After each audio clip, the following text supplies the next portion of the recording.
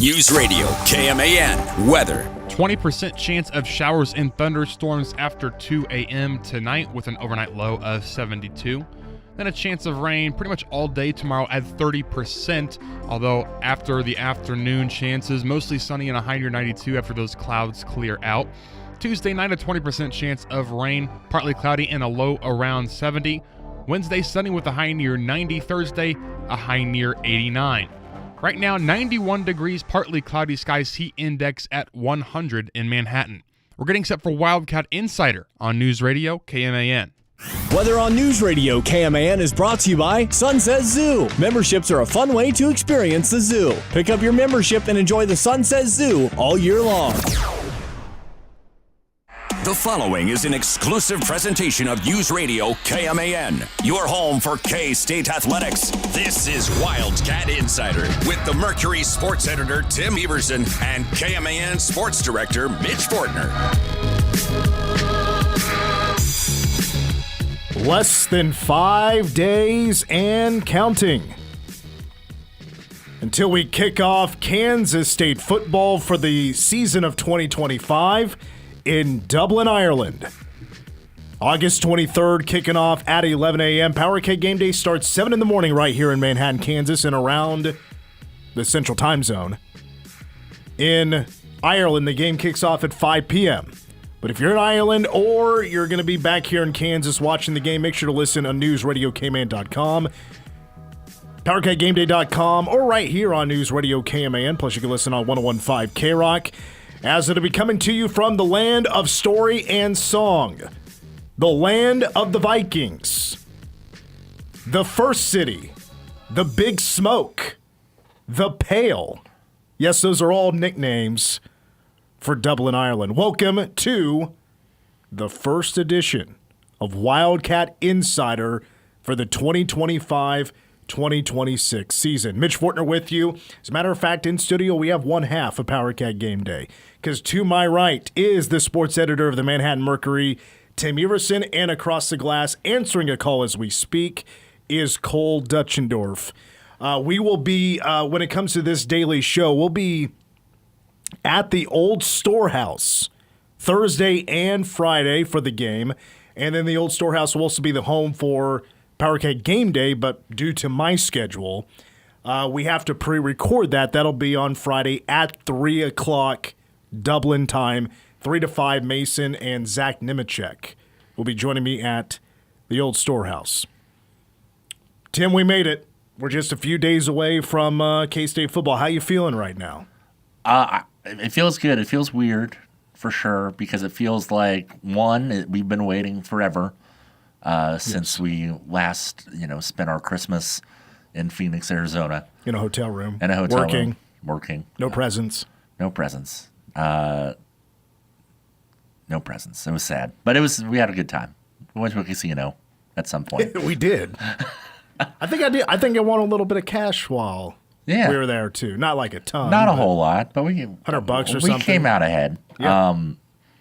So it feels like it's been forever since then till now, but it also feels like this off season has zoomed by. It doesn't feel like too long ago that we were going through spring stuff, or even doesn't feel like too long ago that we were hearing names of transfers that are coming in that are going to be major pieces for this year's team. So it's little bit of both, a little bit of forever and 2 seconds ago. I mean, the storylines go back to December with the signing of the class. Lincoln Cure is a part of that, the first ever 5-star player to commit and sign to K-State in the spring. Here come the roster cuts because of the House versus NCAA settlement. I haven't taken an opportunity yet to count up exactly how many players are on the roster, but we'll just say that K-State's going to have pretty much a full roster for sure. Just not as many guys as they would like to have on their roster every single year. But then the addition of the transfers, transfer portal windows, a couple of them, right? Then we get to fall practice, and then it felt like week one in, we just kind of hit the brakes. Because I don't know about you, but I mean, 2 weeks ago, I was ready for the game to be here. I used to say that, summertime, I like to enjoy my time while it's slow, go do some fun stuff. I did the fun stuff. went to New Orleans, went to Dallas for AWL in Texas from Globite Field in Arlington. Nearly 30,000 people were there. We're going to have a huge attendance at Aviva Stadium, and now it's time to go. Let's hope these days don't go by super slow. The plane ride over to Dublin is going to probably be brutal because I've heard a lot of horror stories for people about the delays and flight cancellations, and it's been pretty rough on some people just to get to Dublin. But like Chris Klieman said earlier today, I, like him, have enjoyed all the pictures and the videos, the people doing the KSU at various locations in Dublin. Makes me hungrier to be in the land of leprechauns to watch this game. And unfortunately, Tim won't be able to be there but for the next 2 hours and for this whole week. We basically preview the season, we preview the game, and we're going to hear from Chris Klieman today as we got the first depth chart today. Plus, we do got to stop by K-State Soccer for just a moment. Under the new era, here the Colleen Corbin era. Off Hot to start. Phenomenal start. They're 2-0. Plus this week in the Big 12, and we will chat. It's the return of Wyatt Thompson, the voice of the Wildcats, will be joining us live on the air at 5:10. He'll be calling in. And then our question of the day, question 16 of 20 to preview the season. The regular season over-under set by Vegas. We'll especially get Tim's perspective and his prediction on can K-State cover, as in the over, 8.5. Because honestly, that feels like a low number, especially with the expectations. The only thing, really on my mind right now, leading up to game day for this season is, will my credit cards work in Dublin? We should be okay. Do I have the right passport? Am I going to remember all of my equipment that I need to bring? No, I think it's, first of all, what a phenomenal honor it is for K-State to play in the first game of the year. This reminds me of the 2003 season, the last time the Cats played 2 games in the month of August. They played an extra regular season game. They played 13 that year. The Big 12 championship was game number 14, and then the Fiesta Bowl was number 15. Well, it'd be wonderful if K-State could play 15 games this year, but it starts in Dublin, Ireland. There is going to be national attention on this, although I want to clear something up real quick. ESPN's College Game Day will not be in Dublin. They're not going this year. They were there last year. They don't consider Farmageddon good enough to go back this year. Sad. So College Game Day is not going to be there, but Powercat Game Day will be. The true, real institution of college football. Powercat Game Day will be in Dublin. We are kicking off the 30th season of Powercat Game Day in Dublin. First ever episode of the show to be in a separate country, but I understand if you're bummed out that College Game Day is not going to be there. Dave Pash, I think is how you say his name, and Dusty Dvorak are going to be on the ESPN call. It's obviously not their first or second team broadcasters. The season of college football, at least on the ESPN's perspective, feels like it's going to be a cold open. Yeah. I don't know what ESPN has programming-wise. I haven't looked at my TV guide yet to see what their programming is leading up to kickoff. I think we're going to get a cold open just straight to Aviva Stadium and welcome to college football. So, to me, right away, I think the Big 12 is taking a little bit of a shot there. Not good enough to be hyped up with College Game Day to be on the main stage, other than it being the first game to kick off the entire season, and it's by far, not even close, the best game on the first Saturday of college football. It's a ranked matchup. Like, what more do you... I just don't understand. I feel like if this were the 17th and 20th ranked team and they were, we'll say, Ole Miss and South Carolina, it would be a parade out to Dublin on 4 of ESPN's networks. But we gotta take what we can get. We'll take what we can get. Power Kick Game Day kicks off at 7 a.m. here on News Radio KMAN on Saturday morning. Let's go straight into storylines for this upcoming game here, Tim. I want to know just what's on your mind heading into this game, either if it's questions about the Cats or even Iowa State heading into game one. Is it something you're for sure excited to see? Is it a newcomer that you're waiting to see play on the on the field there at Aviva Stadium in a K-State uniform? What stands out right now of the storylines heading into August 23rd? I would say one of the bigger ones, and I've gotten just steadily more and more excited on the K-State side of things, is Avery and these new receivers. Like, let's go. We got to talk to Jerron Tibbs today. He's been showered with praise since he stepped on to campus.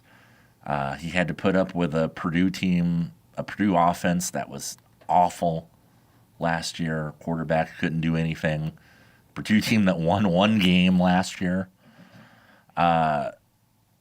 You throw him in with someone who was as exciting as Avery, has that kind of potential.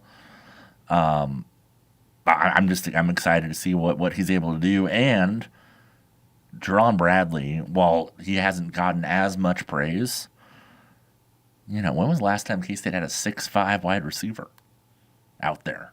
Like, Jabastin Taylor? Maybe. That's a good pull. That's I think he was that tall. He was up there for sure. I don't know. I just think that the firepower of this offense is going to be something that the K-State fans haven't seen in a while, and I think they're going to be excited to kind of show that and kind of show kind of what they're capable of early. And it's not just the wide receivers, obviously. The running backs, a lot to be excited about. The tight ends, lots to be excited about. But that's, I would say, the number one thing I'm excited to see is this the year that wide receiver connection really sparks? I didn't even mention Jace Brown, who of course is returning, and is the top returning receiver of all of them. He just kind of got lost in the milieu or whatever, but he that adds more excitement as well. I mean, it's going to be fun. Well, and on this subject of hype, I feel like every coach that we've talked to has tried in some sort of way, I'll use the word tame, to tame the hype of their team. Mm-hmm. And Chris Klieman, he mentioned it today, like, I think it was D. Scott that asked the question. It's like, what do you want to see out of your team in week 0 in this first week in this road trip? And he wants to see maturity. Maturity is in handling the outside noise, the preseason expectations, whatever the media or the fans or anybody on social media is saying about this team. What they're saying about this team is that we're super excited to see them play, and by God, they better play in a Big 12 championship game and make the college football playoff if they have this kind of talent. Yeah. But I think what has escaped that tame, even though the coaches probably could have said a lot more about Jerron Tibbs. It feels like he is just kind of escaped through the cracks of trying to keep that settled, either if it is us media or the coaches just saying a few things here and there. I asked a couple of them, how legit is he? And Coach Klieman says he's legit. I mean, just simply, he is legit. As a matter of fact, Chris Klieman was asked today again about Jerron Tibbs, and here's what Coach had to say. I've just seen a guy grow with confidence as we've been in fall camp, been very, very productive in fall camp. Big target, as everybody knows, runs really good routes, has the ability to stretch the field as well as run unders and stuff. So I think the time that he and Avery have spent together, whether it's in the film room or whether it's just different routes on air, and getting that chemistry has been really fun to watch. I don't know if I can think of another comparison or another type of story, like the same kind of story, where a newcomer who, I think it's fair to say at the very least has that untapped potential. It didn't get fully tapped at Purdue, and is starting to overshadow the starter that is back had nearly 900 yards the previous year, who was back as a true junior, who was the deep ball threatened, by far the best wide receiver. We're talking more about the kid that hasn't played a single down yet at K-State. I mean, to me, that's crazy. But are we going to see a game one? Yeah. Are we going to see him unleash and be that good? Yeah, to me, I'm with you. That's the big question. Tibbs has jumped Lincoln Cure as the most anticipated player that we want to see on the field. Cure's on the depth chart, and we'll see how much he plays, if at all, in game one. He's been a little bit banged up as well, and K-State has been dealing with a few injuries, and it's been mostly on the defensive side or in special teams, with the exception of George Fitzpatrick. But the anticipation is just about over. Now, are we starting to put too much hype on his shoulders and too much pressure on the Tibbs shoulders to be this just first-team All-Big 12 wide receiver, because we have done a big part of building up the hype without even seeing him play it down?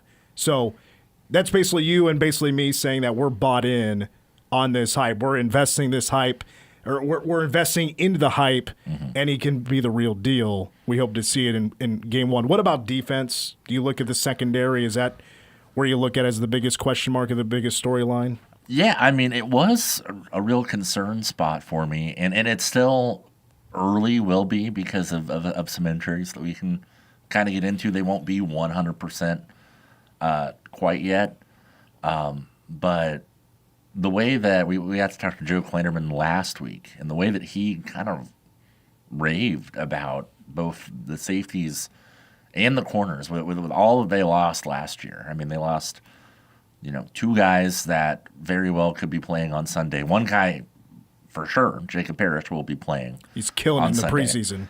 And then a very, very, very solid collegiate cornerback in Keenan Garber. They lost all of that, and they brought in some guys, but it's just like, I don't know, can they piece it together? But when Joe Kleinerman says he doesn't think that there's going to be a drop-off, that surprised me. Not the fact that they were going to piece something together and figure it out, but not going to be a drop-off is high praise considering what left. And so if Zayshawn Rich and Donovan McIntosh, if they can be those guys out of the corner, and then VJ Payne is going to be one of the best safeties in the Big 12, maybe the country. Quay Moss, who transferred in, another guy that's just been nothing but raves since he got here. Joe Kleinerman said that he was a stud. And then Wesley Fair was kind of the surprise of last week to find out how far he had kind of crawled his way up there, the depth chart. That's a good set of guys. And then when you get someone like Gunnar Maldonado back, when you, whether someone like Logan Barley as a true freshman who has been maybe the most praised player of fall camp, whether he can kind of make a difference as a true freshman, I'm very intrigued. But that it has gone from worried to intrigued over fall camp. I think that's how that's evolved for me. Logan Bartley being an oar to be the starter at Jack safety is incredibly impressive. Mm-hmm. I figured we were going to see him there. To have that oar and to be in competition. I know K-State does have guys that are banged up, but he's going to get a phenomenal opportunity, and that does start with Gunnar Maldonado, of course.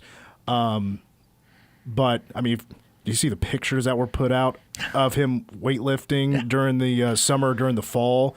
Like, he's got to be the most jacked player on the team.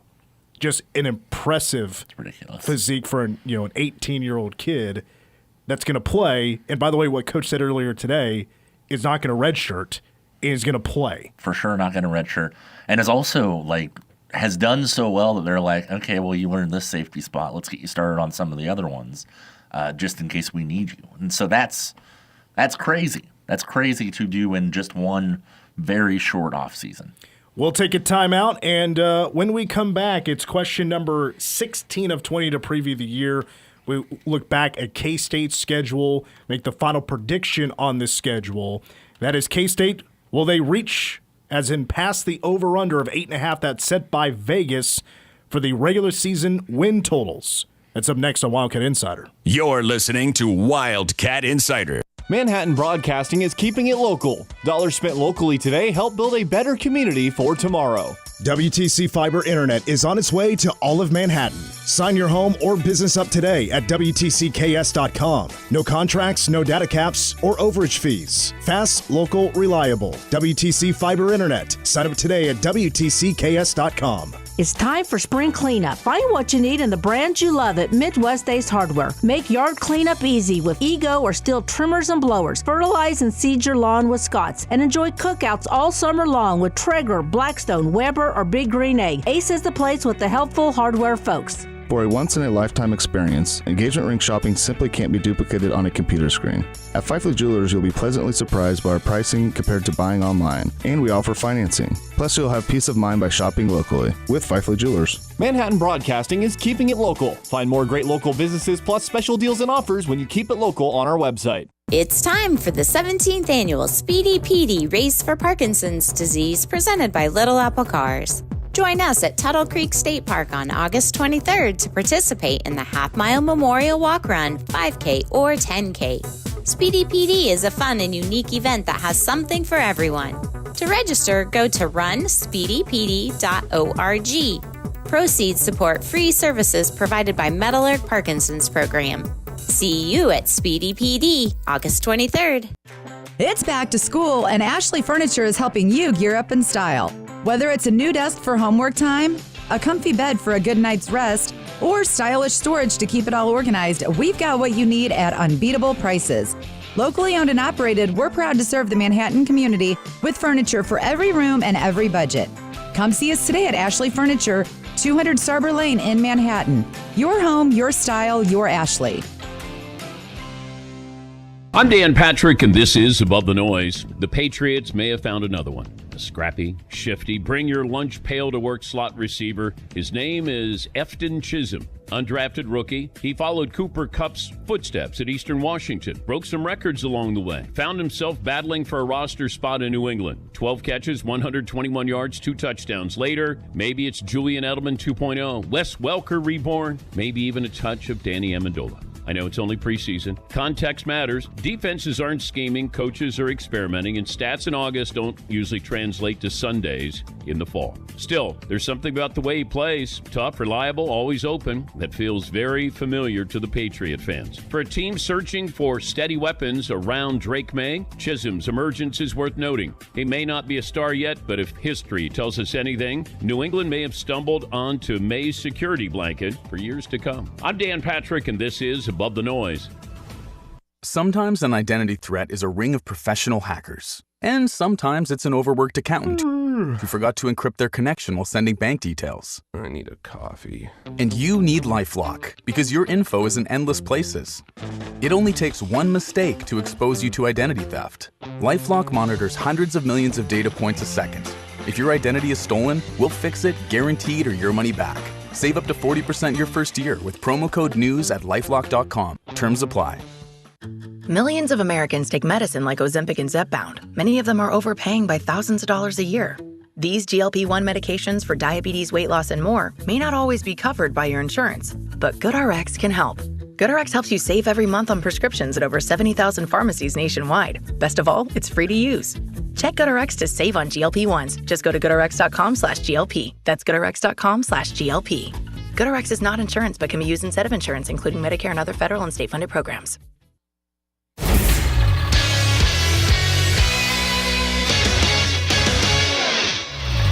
I'm Cole Dutchendorf with this Wildcat Insider Sports Update brought to you by Bottle Cap Sports Bar.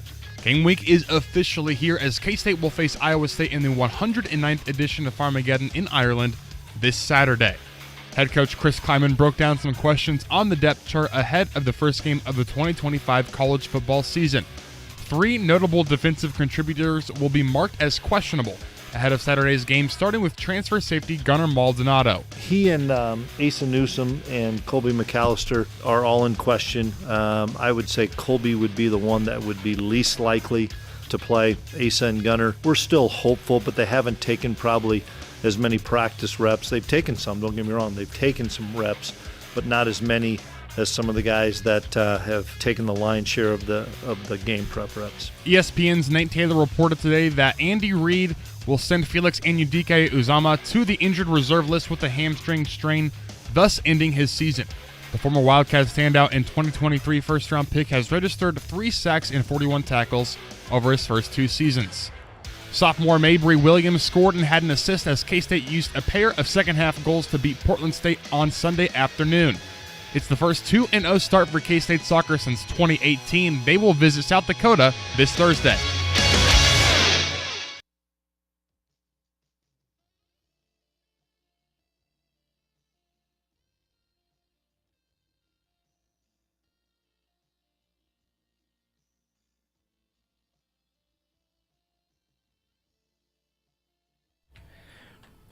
If there's any saxophone player that is on the K-State band and can play this song, I'd like to invite you onto the show just to play it someday.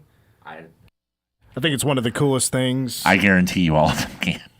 As someone who was a saxophone player in high school. Can you still play? I mean, I don't have a saxophone anymore.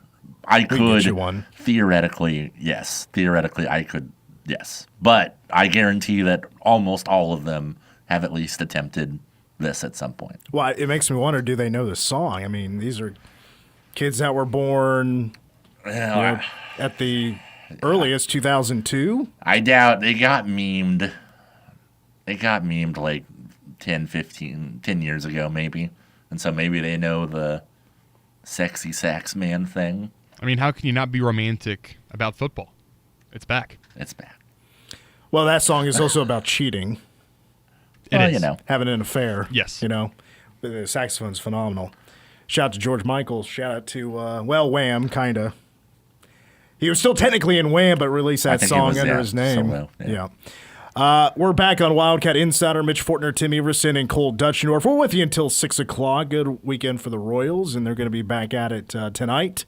Listen right here on News Radio KMAN with pregame starting at what time? I believe it's 6, because I think it's 6:40 first pitch. Who they got?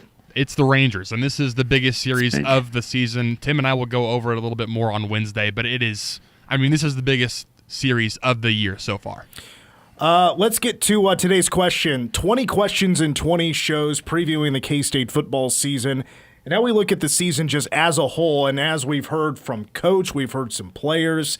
I mean, really, it's the last bit of intel that we're going to get. We have the depth chart. It's all out now.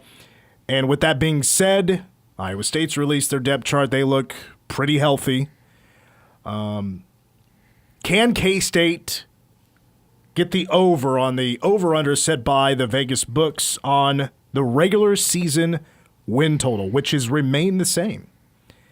And it currently stands, and it will stand at kickoff at 8.5. Which is right there at what K-State has been. It's like an average, just about. Maybe even slightly less than that when it comes to an average of regular season wins under Chris Klieman, if you just strike from the record the 2020 season. But 8.5 wins, Iowa State, North Dakota, Army, at Arizona, your first 4. Getting a Big 12 play once again after Iowa State. UCF coming here. You're at Baylor. You host TCU. Then you're at Kansas. Means right there in the middle of October, it really you turn it up with Tech coming to town. You go to Oklahoma State, you go to Utah, and you finish up with Colorado at home. Tim, really your first time to get to predict this kind of thing on the show. You're going to take the over, you're going to take the under on regular season wins for the Cats. Based on what all they have. I feel like the talent is such that there's just no way that I can say that they win less than 9 games. There's just no way that they don't win at least 9. 9 of the 12.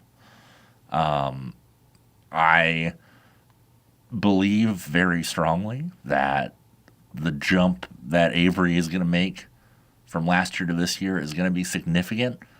If you look at 3 of the 4 losses last year. He threw two picks in 3 of them.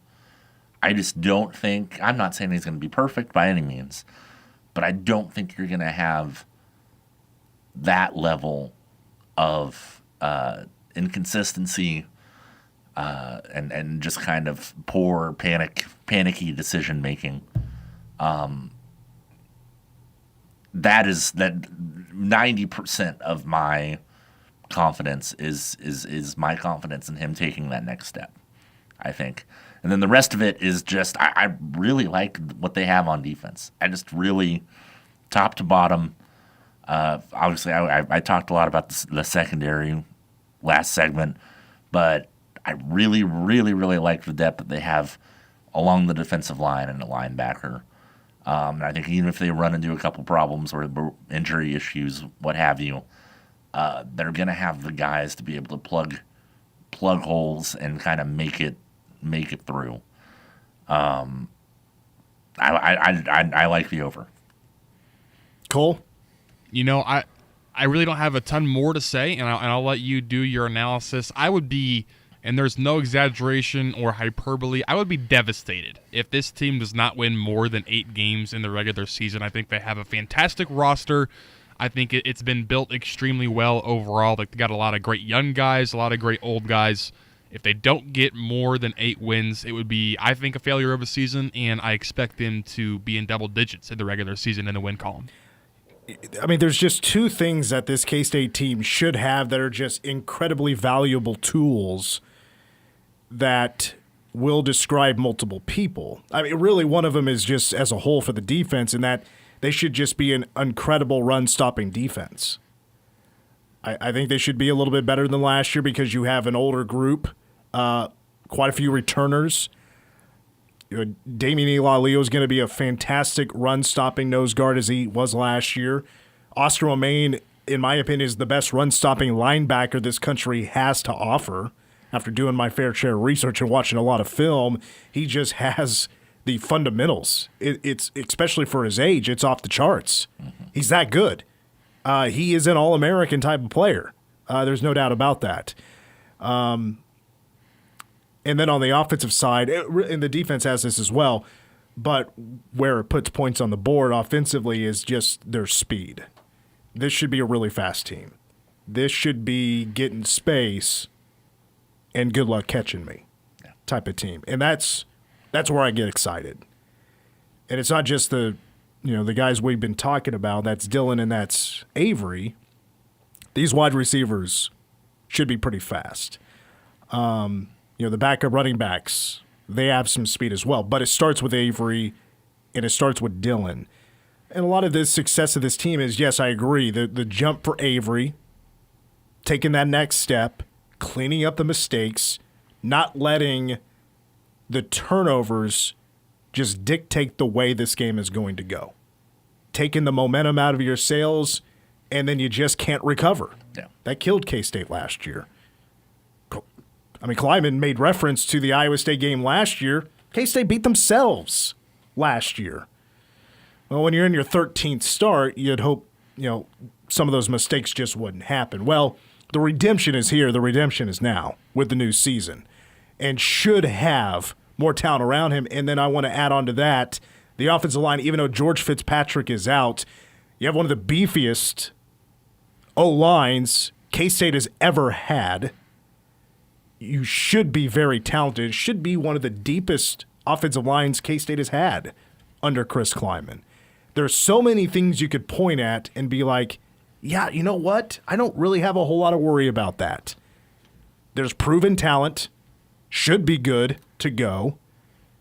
And if guys get banged up, you have somebody behind them to fill those shoes and play at a pretty high level. So with that, I mean, for me, it's an easy over. That's the way it should be. There's reasons why this team has such high expectations. But I will say, I mean, K-State does have some games that worry me that are on the road. No doubt. Yeah. I still lean at 10-2. But, I mean, there are trap games. There are games on the road, like I said, that worry me. The Baylor game, even though they've lost some depth. But I'm going to jump back to the defense for just a moment. I mean, this isn't what it was last year, where this league was just stacked with running backs. There's a lot for this league to prove now when it comes to new running backs. K-State, what they should be able to do best is my for sure thing about this team is that they're going to stop a lot of teams from running the football. I think there's a chance for this K-State team to leave a lot of teams one-dimensional, and that's where the secondary comes into play. And how good can they get in a pretty short amount of time when it comes to live reps in front of a crowd?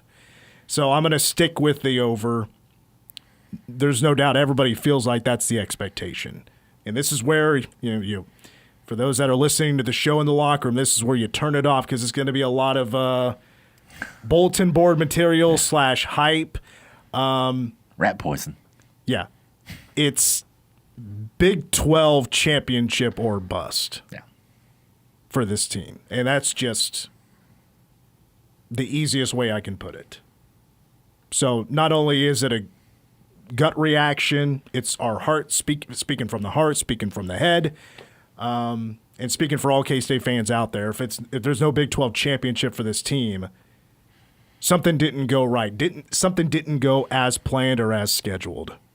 Yeah. But there's going to be bumps in the road. So we'll see how deep this team is at some point. So we're good. We're all at over. If I was a gambling man, I'd put some coin on that. All right, let's take a timeout. When we come back, we saw that this week in the Big 12 Week 0 matchups. K-State's not the only one. There's a team out there that's ready to debut that 67% of a new stadium. When we come back, let's take a break from football and tip our cap to the start of another sport that's off to a phenomenal start in its new era. That's up next on Wildcat Insider. You're listening to Wildcat Insider. Whether it's game day or a night out with great live music, Bottle Cap Sports Bar delivers the atmosphere you're looking for. It's Manhattan's go-to spot for catching every Wildcats or Chiefs game and enjoying live music that plays the songs you actually know. Come early for a good seat, great music, and cold drinks served up right. Stay in the loop. Check out their Facebook page for the full schedule of events. Bottle Caps, where the music's live, the game's always on, and the vibe is just right. Bottle Cap Sports Bar located on West Anderson across from Dairy Queen. In Manhattan, building community means more than bricks and beams. It means innovation and partnership. At McCown Gordon Construction, we deliver feature-focused solutions to projects that shape our region. From advanced research labs to vibrant education, healthcare, and community hubs. We're not just building projects, we're building the future of the Flint Hills with unmatched customer experience and value-driven strategies. We're building for tomorrow. Visit kansas.mccown-gordon.com. Blueville Nursery's Horticulture Hints radio show comes to your radio every Friday morning at 10 a.m. We will discuss timely gardening and landscape topics to help you keep your lawn and garden in tip-top shape. Blueville Nursery has been your local landscape service and garden store for over 50 years, and we want to share our time-tested techniques with you. From vegetable gardening, spring and summer annuals, to shade trees and lawn care, we'll cover it all. You're welcome to call into the show to ask questions that apply to your own landscape or garden. Stay tuned to Blueville Nursery's Horticulture Hints radio show every Friday at 10 a.m. right here on News Radio KMAN.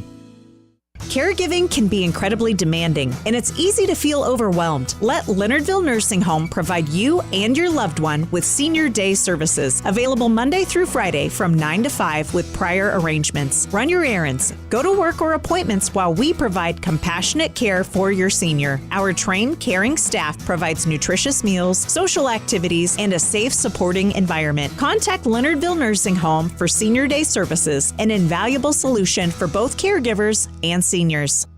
We are the keepers of the wild, America's original and most invested conservationists. For more than 80 years, we've been committed to conserving wildlife and the natural landscapes that define our nation. From rugged alpine ridgelines to peaceful tall grass prairies, we've supported the conservation of more than 36 million acres of American wildlands. Our funding has led to cleaner water, fresher air, and improved wildlife habitat. From abundant fish and waterfowl populations to robust deer and elk herds, nothing is more important than maintaining wild spaces for adventurers to explore and wildlife to thrive. We are America's hunters and target shooters, stewards of the American outdoors. America's hunters and target shooters, along with firearm, ammunition, and archery manufacturers, have invested more than $46 billion to help state fish and wildlife agencies manage and protect wildlife and wildlands across America. For more information, visit outdoorstewards.org. I really didn't feel safe anymore at home. Every year, tens of thousands of youth experience homelessness. The possibility of sleeping out on a park bench, it's not something that a 15-year-old should have to think about. 1-800-RUNAWAY provides 24-hour access to a nationwide network of housing and support services. I felt such warmth. I felt comfort. I felt safe. Call 1-800-RUNAWAY. Go to 1-800-RUNAWAY.org or text 66008. We can end youth homelessness. After a run to the 6A state championship last season, Manhattan High takes to the field September 5th on News Radio KMAN. Touchdown! Manhattan High! With 2 seconds to go! Join Mitch Fortner and Cole Dutchendorf each Friday night as the Indians pursue another Centennial League title and push for another playoff slot. Florida, he'll be set! The home of the Tribe. News Radio KMAN. News Radio KMAN weather. 20% chance of showers and thunderstorms after 2 in the morning tonight with an overnight low of 72. 30% chance of showers between noon and 1 o'clock also in the morning tomorrow. After that, a clearing of those clouds, mostly sunny skies, a high near 92. Tuesday, an overnight low of 70 with another 20% chance of rain in the evening. Sunny with a high near 90 on Wednesday. Right now, 91 degrees, partly cloudy skies, heat index at 100.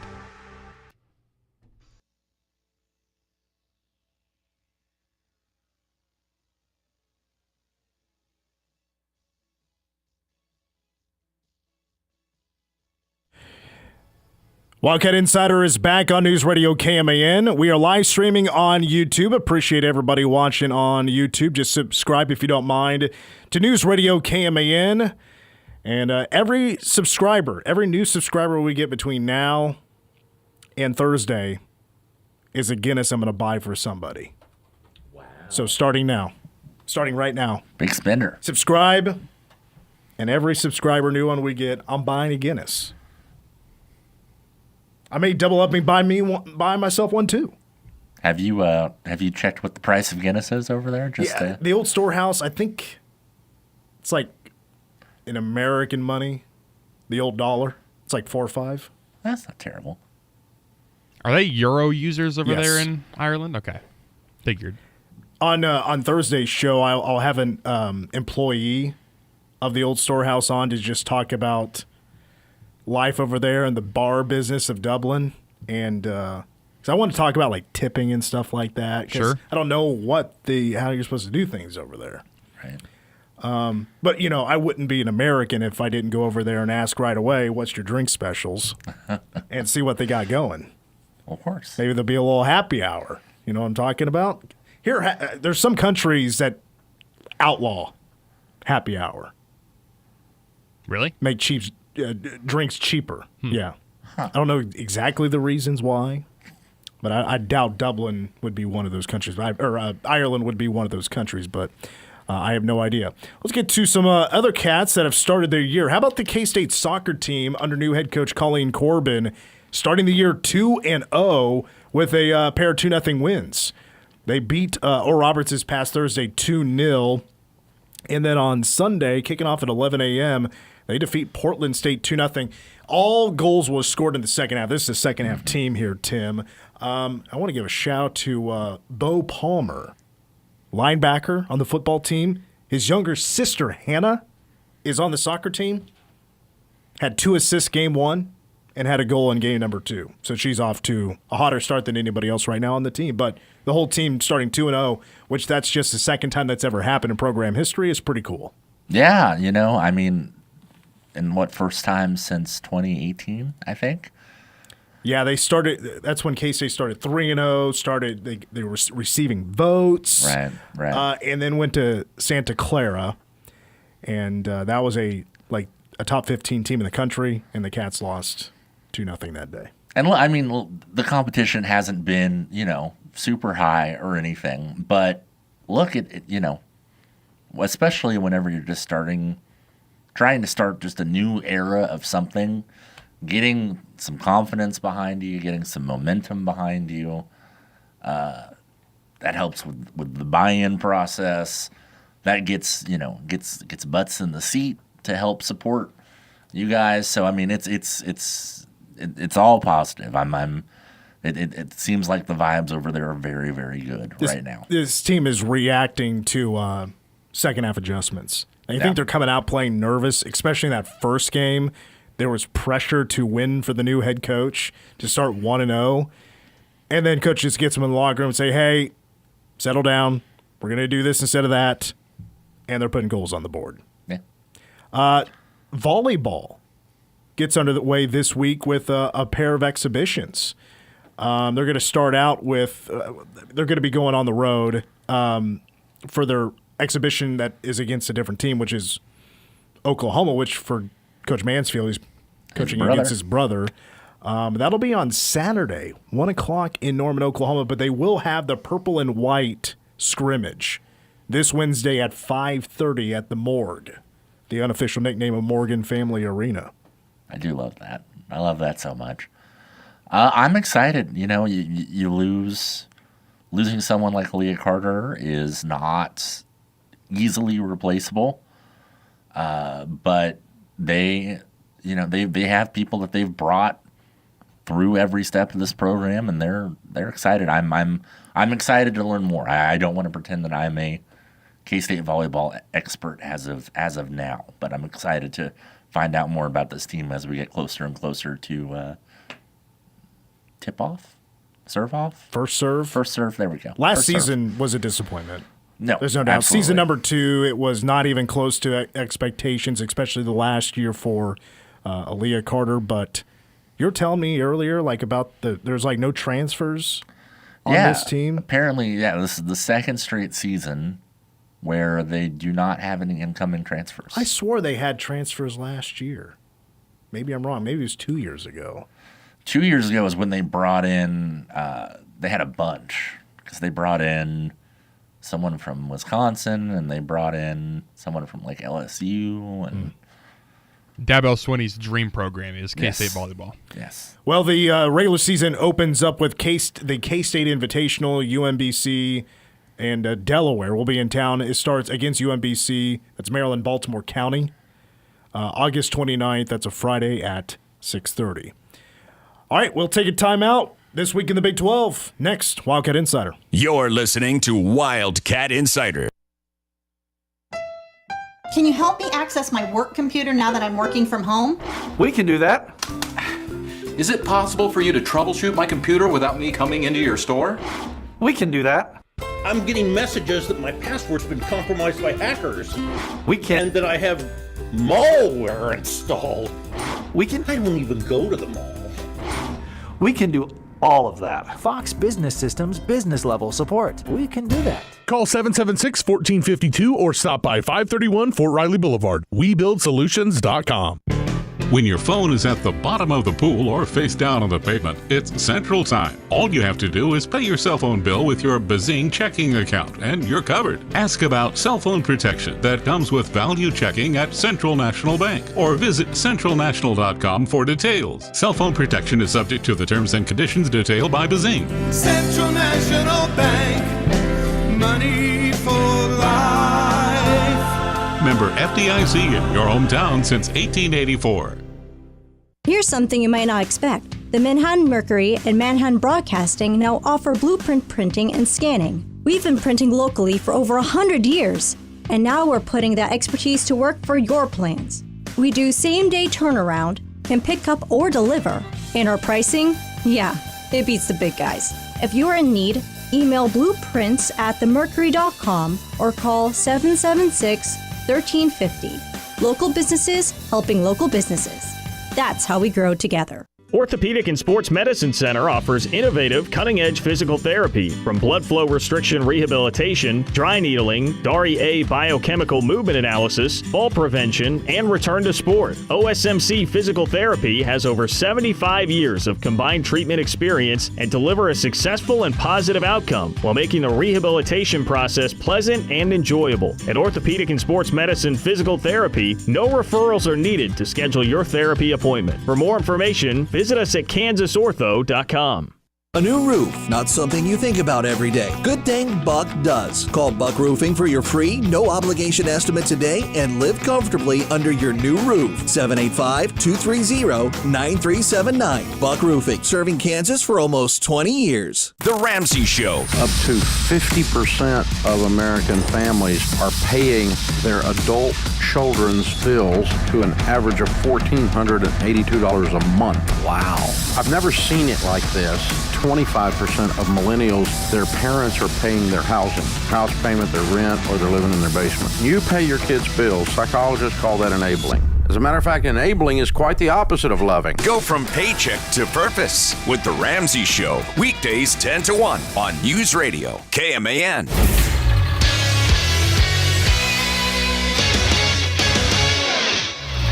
I'm Cole Dutchendorf with this Wildcat Insider Sports Update brought to you by Bottle Cap Sports Bar. Game week is officially here as K-State will face Iowa State in the 109th edition of Farmageddon in Ireland this Saturday. Head coach Chris Klieman broke down some questions on the depth chart ahead of the first game of the 2025 college football season. 3 notable defensive contributors will be marked as questionable ahead of Saturday's game, starting with transfer safety Gunnar Maldonado. He and Asa Newsom and Colby McAllister are all in question. I would say Colby would be the one that would be least likely to play. Asa and Gunnar, we're still hopeful, but they haven't taken probably as many practice reps. They've taken some, don't get me wrong, they've taken some reps, but not as many as some of the guys that have taken the lion's share of the game prep reps. The 30th season of Power Cat Game Day begins this Saturday at 7 a.m. with kickoff at 11 on News Radio KMAN. ESPN's Nate Taylor reported today that the Kansas City Chiefs have designated Felix Anudike Uzama to the injured reserve with a hamstring strain, thus ending his season. Former Wildcat standout and 2023 first-round pick has registered 3 sacks and 41 tackles over his first 2 seasons. The Chiefs will face the Chicago Bears with their last preseason game. Pre-game coverage at 6 this Friday.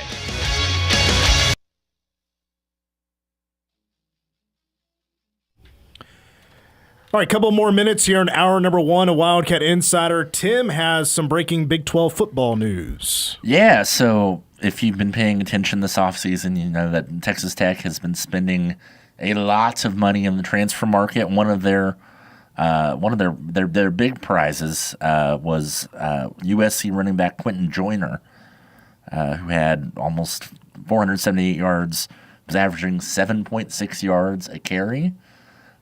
He apparently has torn his ACL and will not be playing this season, which is a pretty big, I'm sure also expensive hit to Texas Tech. $6.5 million right down the drain, or whatever he was being paid. But I mean, jokes aside, he was projected to be their number 1 guy running back to take over for Taj Brooks. Very talented kid, former 4-star running back out of Texas. That's a big blow for Tech. Meanwhile, the Jayhawks have Fresno State at a 67% new booth there in Lawrence. KU right now a 13-point favorite. I don't know much about Fresno State other than their quarterback is Kurt Warner's son, E.J. Warner. I'm all in on the Warner family. You know what? Let's go. Bulldogs. Let's do it. I think KU wins by 20. I was reading up on I say I don't know anything about Fresno State. I was looking at something before the show started, and like one of the writers was like, I just don't know much about this team. So many questions. Well, that's college football for you. Yeah. I'm sure somebody poached any good player they had last year. All right, that's going to wrap it up. Hour number 1. Hour number 2, voice of the Wildcats, Wyatt Thompson joins us next. 75 years strong, bringing the news, sports, weather, and conversation. News Radio, KMAN, Manhattan.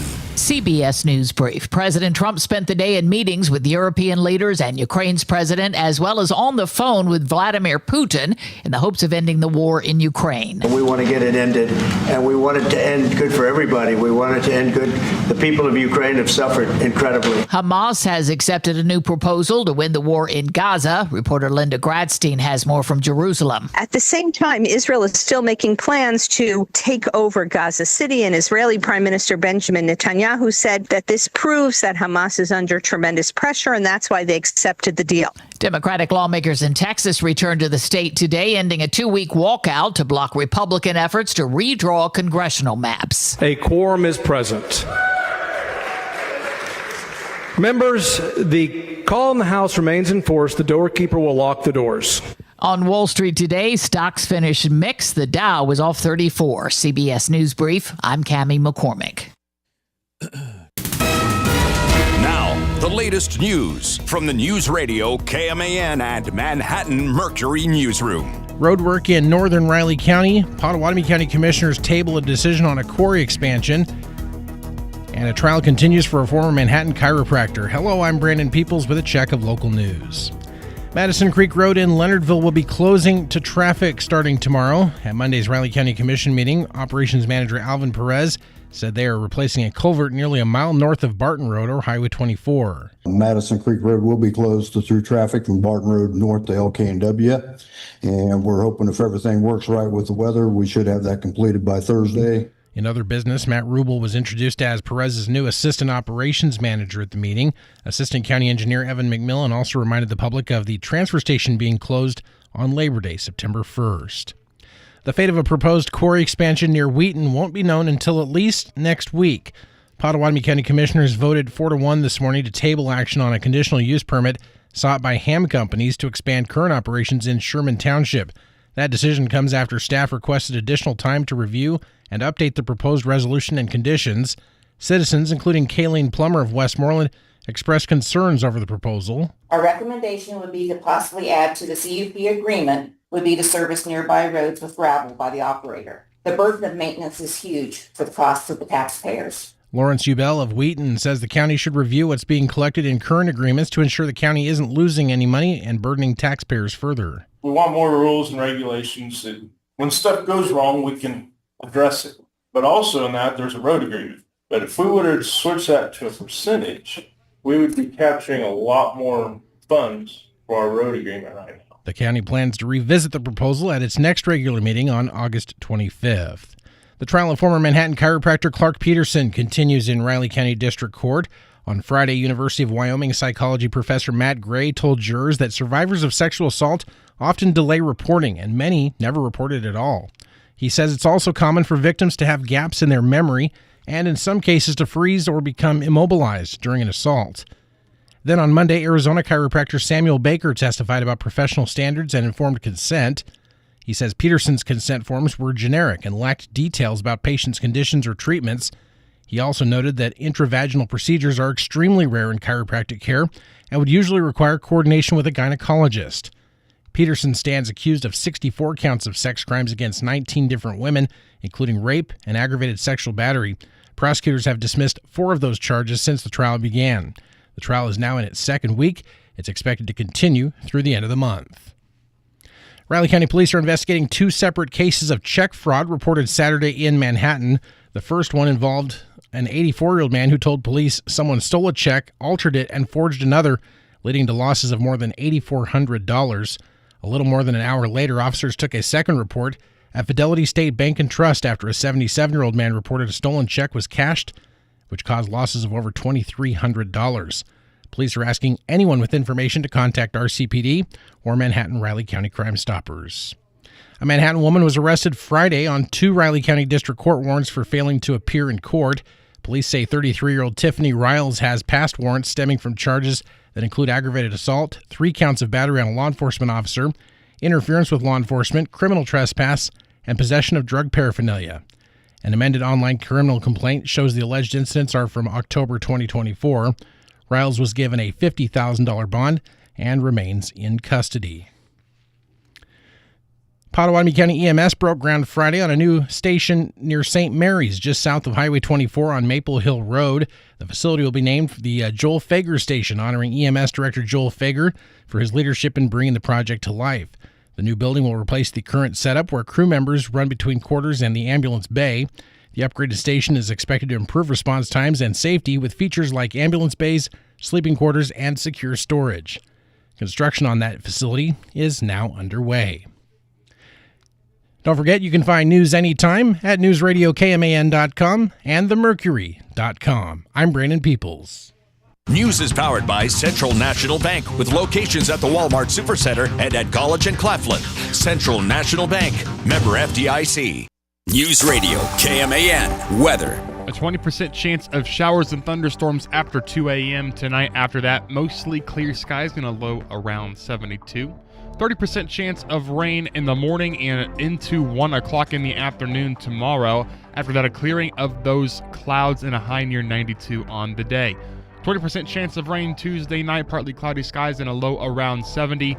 Wednesday, sunny and a high near 90. Right now, 91 degrees, heat index at 100 in Manhattan. K-Man Daily Weather is presented by Fox Business Systems. How much does downtime cost you and your business? Don't let another second go by. Call Fox Business Systems at 776-1452.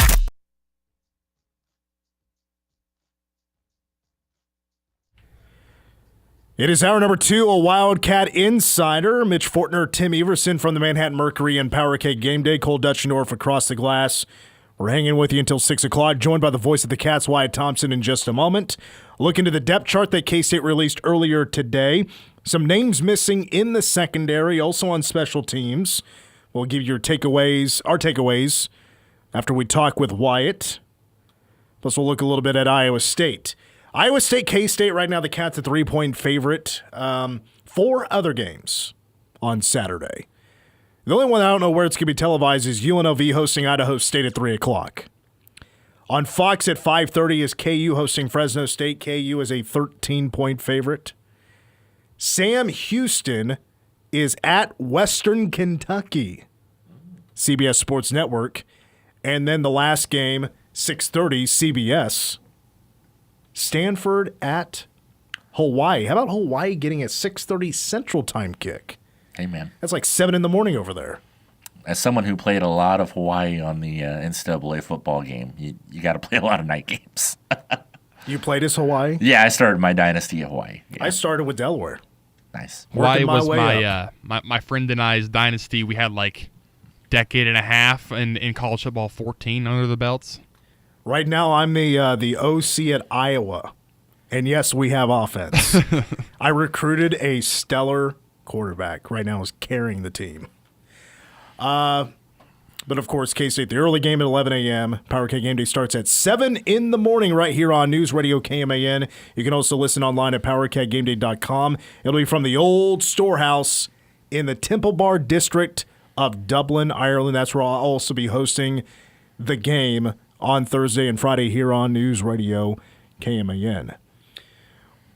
We're now pleased to be joined by the voice of the K-State Wildcats himself. Wyatt Thompson now joins us here on the show.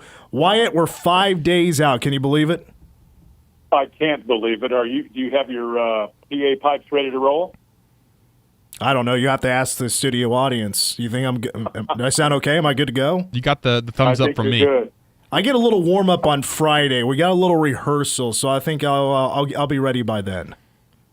I am excited for so many reasons. I've had a day, and much like you, where we've seen Coach Klieman's presser, had a chance to talk to players. I had a little visit with Gene Taylor and a couple of others in the athletic department, and there's just a buzz going on around, the athletic department because we're so close. We're heading out Wednesday afternoon and headed to Kansas City and then fly to Dublin, and we'll be there Thursday, Friday, Saturday, hopefully win a ball game, come back Sunday, and do it again with a home game next week. So here we go.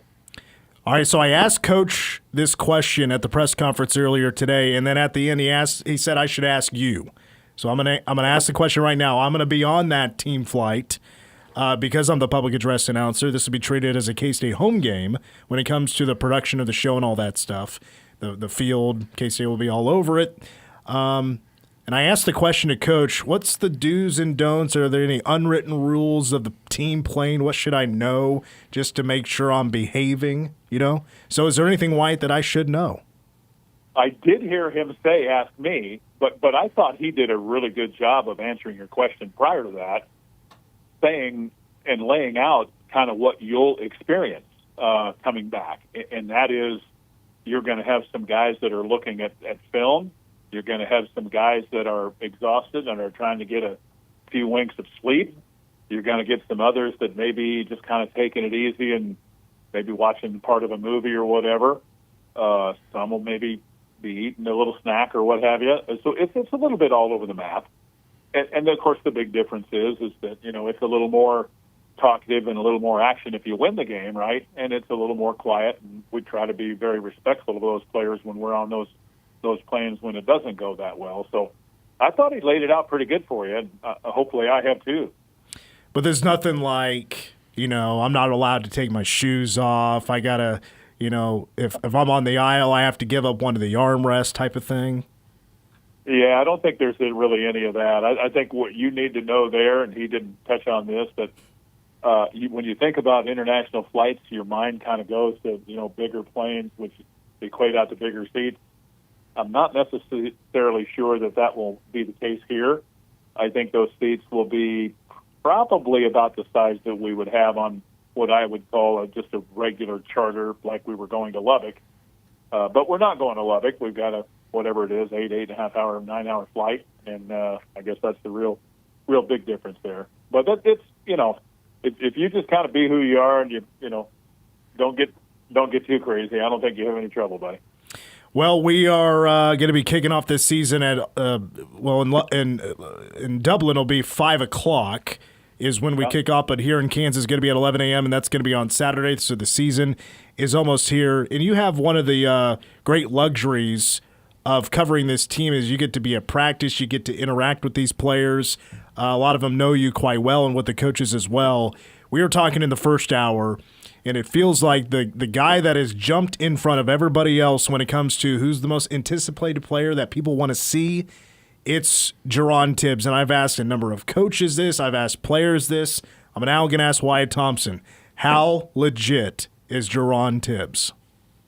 Well, I think he's very legit. He's 6'3", 215 to 218 pounds, has a fantastic catch radius. But it's more than that. He's a good route runner. He's exceptionally physical. It makes really good cuts out of breaks and those types of things. I mean, you can tell he's played some football, and he's a confident young man. I had a chance to visit with him a little bit today, and I think the thing that has impressed me, and I said this to him, is that going back to last spring, and I mean this sincerely, you've probably heard me say this, and maybe some of the coaches too. For the most part, Mitch, spring through the summer into camp, he has caught virtually everything and has made some circus catches. I don't think he'll be the only really good receiver K-State has, because I think we all know what, as an example, a guy like Jace Brown can be all about, and I think John Bradley's going to be a really, really fine player here. But I'm also excited about those tight ends and a few of the younger receivers. I think Sterling's going to get some opportunity this time. I think Jamiri Davis, Adonis Moise. So there's a lot. I've even left out Caleb Medford. So there's a lot of guys there and there are only so many opportunities, as we talk about a lot. But I think Tibbs and Bradley are just such great adds to go with Jace and the offensive weapons that this group can bring to the table, and the speed too, frankly. Yeah, the speed, what I was kind of thinking where to go to next, because I wanted to ask you, what do you feel like is the offense's best characteristic? Is there something about this group that stands out the most? Would you say it's their speed? Well, I think it certainly can be because of the abilities to run of Avery and Dylan and Jace and a few others. I like that part of it, but I also like, the depth at receiver, the depth at running back, the depth at tight end. All of those things are good. I mean, in a perfect world, you'd probably I mean, who knows who the number 2 guy will be? It's such a tight race. I mean, I wouldn't be stunned if any of the 3 would come in following Avery if needed. But I'm anxious also to see the offensive line because I've said all along I think this is a good group. Losing George hurt, but we've seen other guys kind of continue to progress and make some headway there. And I think the J.B. Nelsons of the world and the Tarantinoses of the world, and Talalele too, for that matter, they've made some progress. And to go with a healthy Pastore and a really good center in Sam Heck and Lane Gang and all of that, I mean, you're naming quite a few guys there, man, and that's what you want. You think Dylan Edwards is ready to be the number 1 guy when it comes to the depth chart and be a leader in the backfield for K-State? I do, and I think he's more than ready, if I'm being honest about it. But I would tell you what I tell everybody else. He's such a versatile piece that they're going to move him around a lot. And I think because of that, we will also see plenty of Joe Jackson. I think we'll see some of Devon Rice. But they want to get Dylan into space as much as they can. And then if that's a pitch and a wide run to the left or right, or, moving him in the slot, put him in receiver and run him in motion or whatever, you're going to see all of that too. He's a valuable piece, I think. Now, I know Lincoln Cure had been a little bit banged up, but has he, have you been able to see him on the field lately? And because he has been listed on the depth chart, he will hopefully play on Saturday. Well, he has a chance, but I don't know that they have to rush him. He hasn't had a lot of snaps. That would be a little bit of a concern. But I, he's a heck of a football player, and I've been telling other people in interviews that, he's done well. Even through being dinged up a little bit, you can see that he's starting to figure out, what he needs to be doing and the offense and those kind of things. He's an electric talent as far as that goes. But K-State has the luxury of having, several other guys that are, game ready. If he's not quite ready to go, I don't think you rush him. And I think that could be the case. I'm not predicting it, but I think that could be the deal for this game 1. But I know this, as the season goes on, you're going to see more and more of Lincoln. All right, I'm going to ask you another question about how legit is a particular player, but I want to go to defense. Speaking of a newcomer, he landed himself on an or situation on the depth chart, but as a starter, and I know some guys are banged up, this has given him quite the opportunity, especially in game 1. But how legit is true freshman Logan Bartley? Well, I've been here 23 football seasons, getting ready to start 24. It's really, really rare, Mitch, to be honest, to see Coach Klieman and Coach Klanderman and maybe others, talk about what this young man has done in such a short period of time. He was the beneficiary of being here in the spring. He had a spectacular summer in terms of getting stronger. His work ethic is crazy, and he's just so cut in on what he's doing and how he goes about it. I mean, he's chiseled, man, for a young man at his age. But it's more than that. It's his toughness and the physicality and the fact that he wants to be really, really good, and he's a studier of the game. He's far exceeded expectations on almost every level you could possibly name. So he's put himself in a position where he's going to play. There's no chance for a redshirt with him because he's going to play a couple of different safety spots, I think. He's going to play a lot on special teams. You're going to get used to seeing number 10 out there, I promise you that. Did it surprise you to see that Donovan McIntosh and Zayshawn Rich won the starting jobs at corner? No, I think they both played so well at the end of last year that, and I'm going to say like the back third of the year, you could see those guys starting to make their way, even though K-State had veteran corners at the time, and Jacob Parrish is the obvious one, but Keenan Garber too. I'm a big fan of Zayshawn. I think he's going to be the next really, really good corner at K-State. Not that I don't think Donnie can be that, because I think he could also be quite good. I just think at the time, right now, Zayshawn's maybe just a little bit farther along. And in fairness, he's a little bit bigger and has played just a touch more. Those are factors. But I think the coaching staff trusts those guys. what's really cool is you have 2 or 3 other guys that have played some football, that are working their way in there too, and that's a really good thing. Whether it's Jaden Rowe, the Oklahoma transfer, who's a really, really good, coverage guy, and there are others. I don't have to name them all, but that's a pretty decent group as it turns out, I think. How confident are you in K-State's defense this season of stopping the run? Well, I'm pretty excited about what they bring to the table because we've talked a lot about their depth up front, but both with the tackle position and the end position. And on top of that, the ability for some of those guys to play multiple spots. We've seen several of those defensive end types like Stufflebean and, Cheedy and Toby play on the inside too. I don't know that they have to do it as much now, and this is a good thing because Damien's Lalio's a really good player. Uso's gotten better. I'm so excited about Malcolm Alcorn Crowder. He's going to help too. He's in really, really good shape physically. He's understanding more about what he's doing. But I like that front grouping.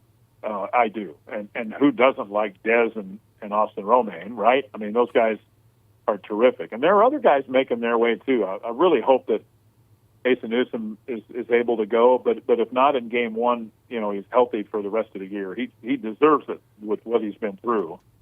So I like the front grouping, and with those those corners and some of the safeties coming around, I think they have loads of potential. But you know what potential is. You got to go out and do it week in and week out and be steady with it.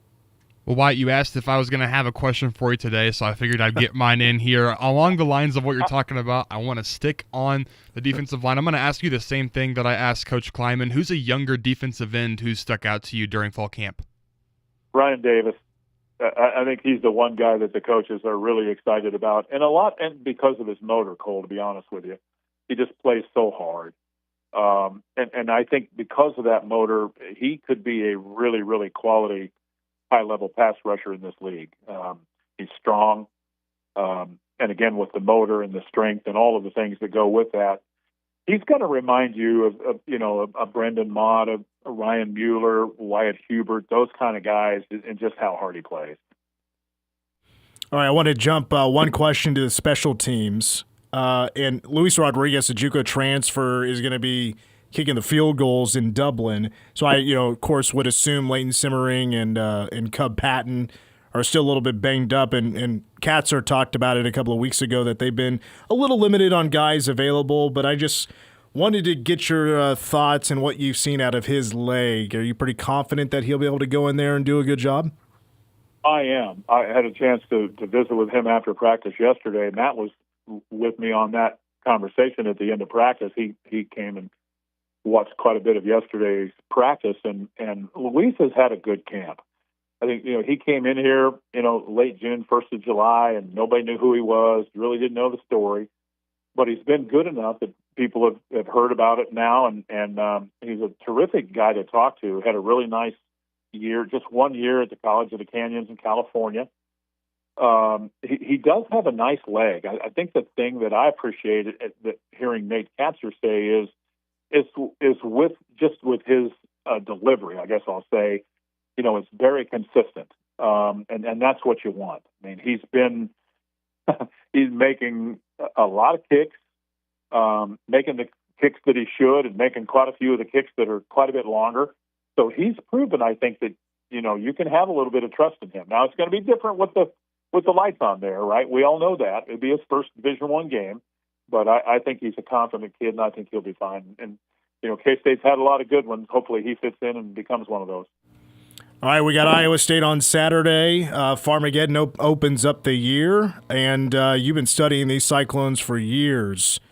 But leading into August 23rd, it's like K-State, obviously some different players at particular positions, maybe none bigger for them than at wide receiver, but Rocco Becht is back. So what do you think about these Cyclones this season?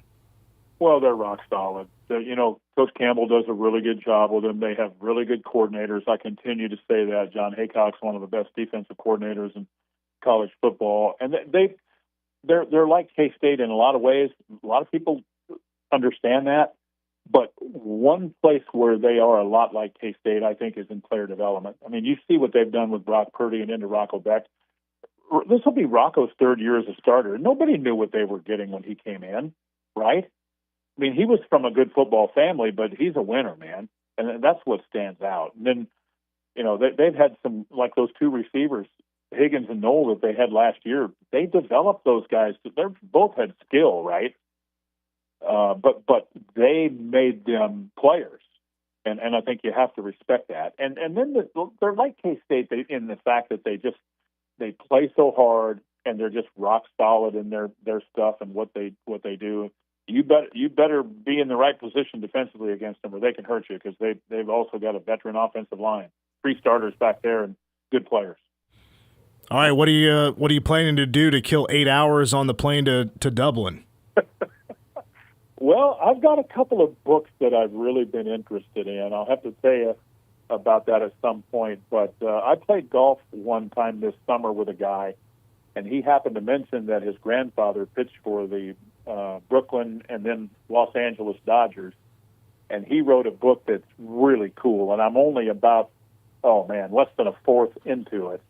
So I'm reading that. I'm also reading, trying. I don't have a lot of time, of course, but I'm also trying to read the book that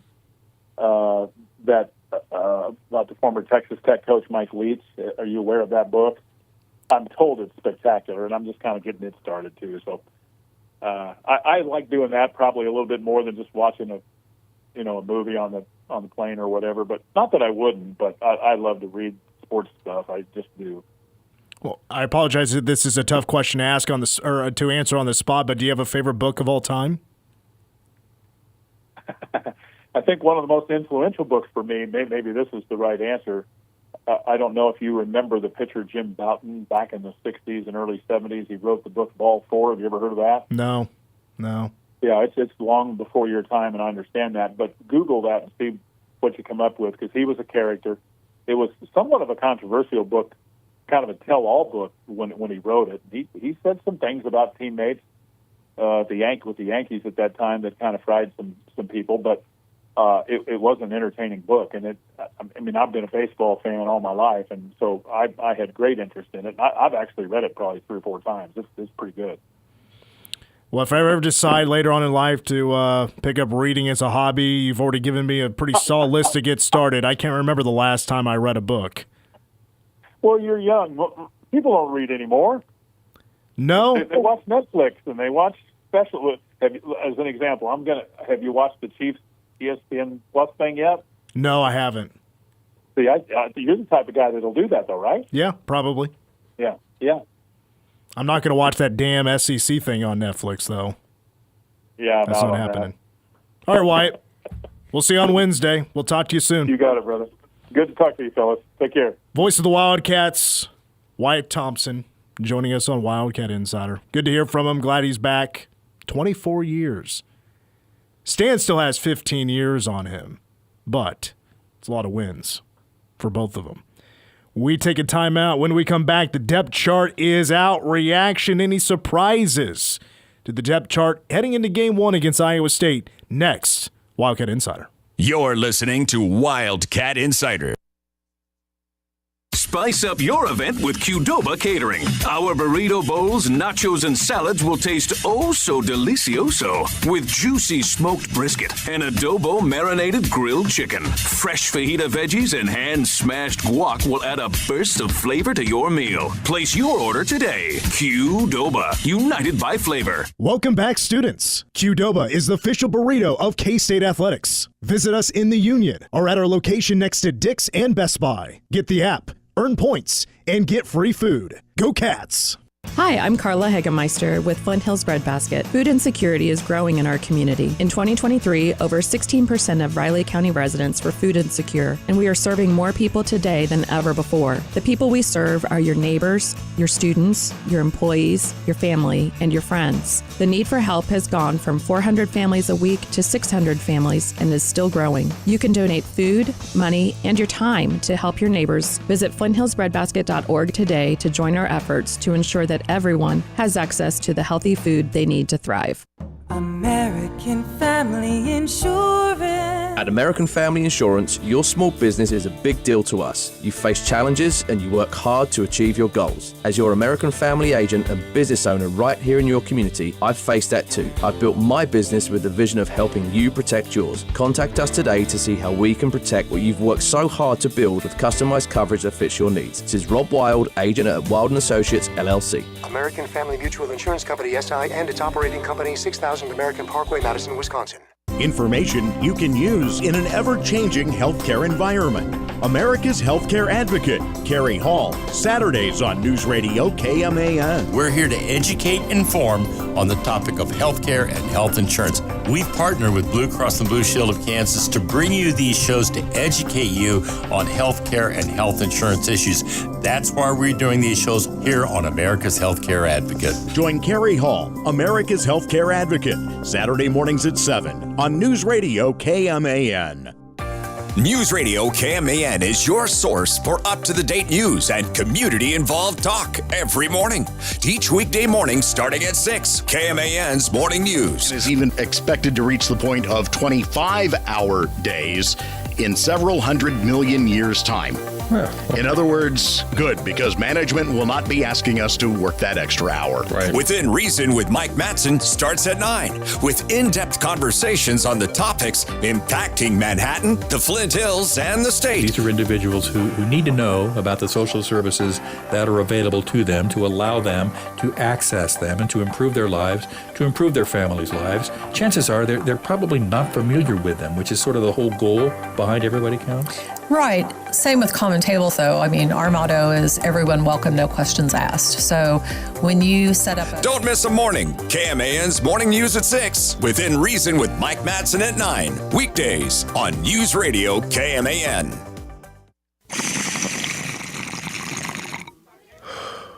Crispy, blazed, toasty, faded, lit. No matter what you call it, if you're high, you're too high to drive. Brought to you by NHTSA and the Ad Council. Kansas weather can be unpredictable. If you're listening to us and you hear these beeps, that means that we're expecting or experiencing severe weather within the K-Man listening area. Once a watch or warning condition has been handed down by the National Weather Service, we activate these beeps to indicate that you should keep listening as important weather information may follow. So again, if you hear this, stay tuned for weather information here on News Radio KMAN, your trusted voice for severe weather.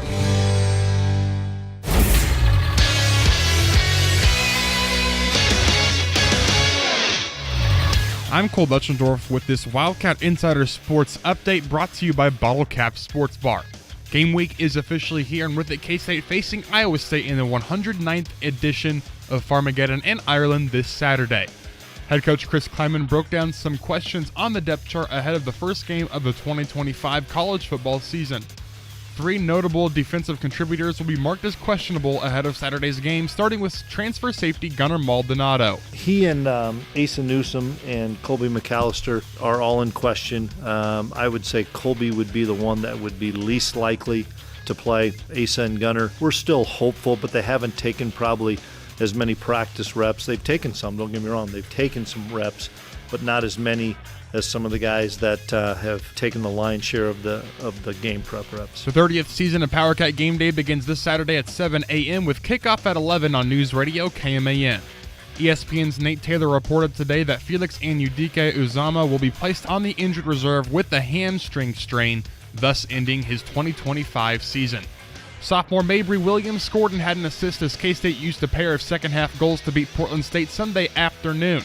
It's the first 2-0 start for K-State soccer since 2018. They'll be on the road to visit South Dakota this Thursday.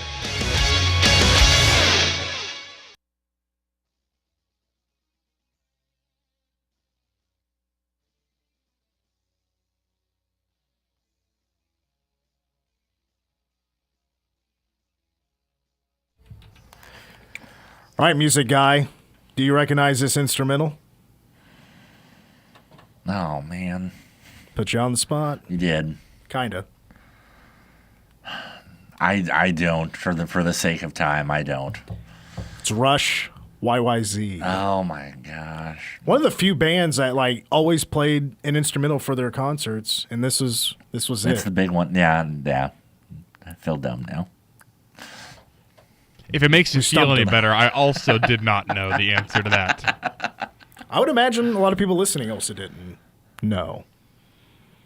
If you knew the answer to that question I just gave Tim, shoot us a text, 785-537-1350.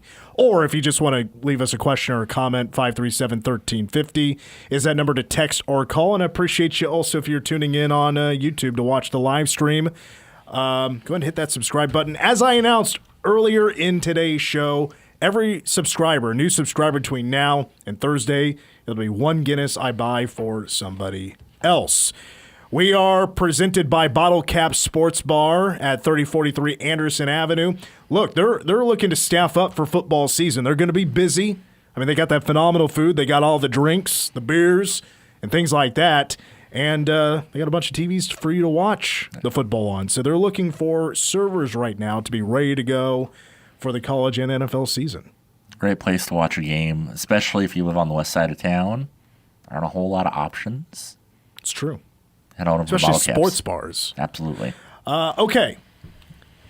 Let's talk a little depth chart. That came out earlier today. And we'll reaction, surprises, not surprises.